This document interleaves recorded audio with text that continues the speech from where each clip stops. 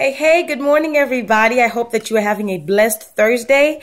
I wanted to quickly share some things that the Lord has laid on my heart for 2016. And I wanted to highlight a couple of things that I will be sharing on my posts on Facebook. And pretty much, there's so much great word that's going around. Oh my goodness. So many great insights, so much revelation. And it looks like everybody's working on such a united front. Truly, 2016 is a year of new beginnings because you are seeing such unity beginning to get into place. And that is so powerful. That is so wonderful. So I wanted to share what the Lord has been laying on my heart for this year. He started talking to me about it last year, and I've been sharing a lot of it on my posts. But pretty much it's these points. The first thing is the spirit of excellence. I am doing such an extensive study on this thing, and there's such a difference between the spirit of excellence and doing things in excellence. Be following me on Facebook, on my ministerial coaching page. I want to download all these things that the Spirit is downloading in me. I want to share it. I can't keep it to myself. It's just way too much. It's such good stuff.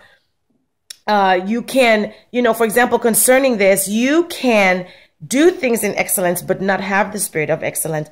But when you do have the spirit of excellence, you do things in excellence.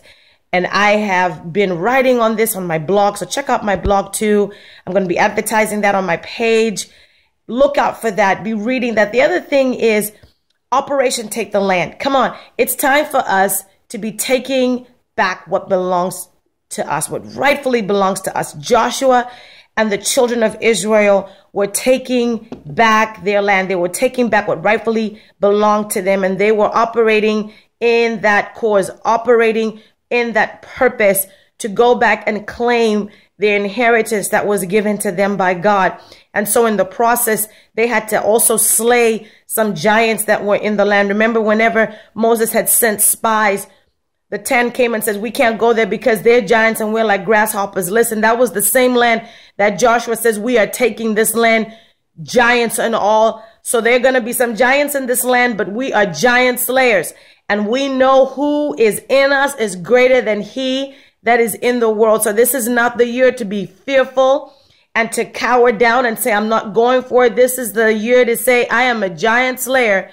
And whatever is standing in my way needs to know I am not backing down. The third thing is this whole love factor. Come on.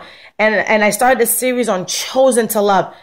And God entitled it that way specifically because it takes guts to love. It takes strength and it takes maturity. Loving people is not for the faint at heart. You have to be a person who has got guts. You have to be a person who is not afraid to lay aside what feels comfortable to you. Come on, that you have to be a person that is comfortable with putting aside your agenda.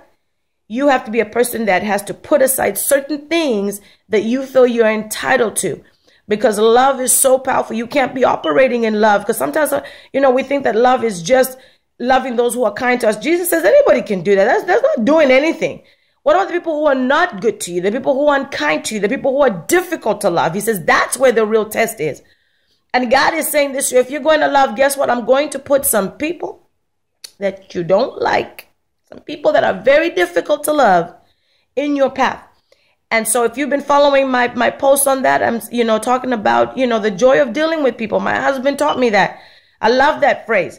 And it has taught me that, people will come in all shapes, sizes, formats, with all kinds of baggage and luggage. And that doesn't mean that we're not calling for them to change.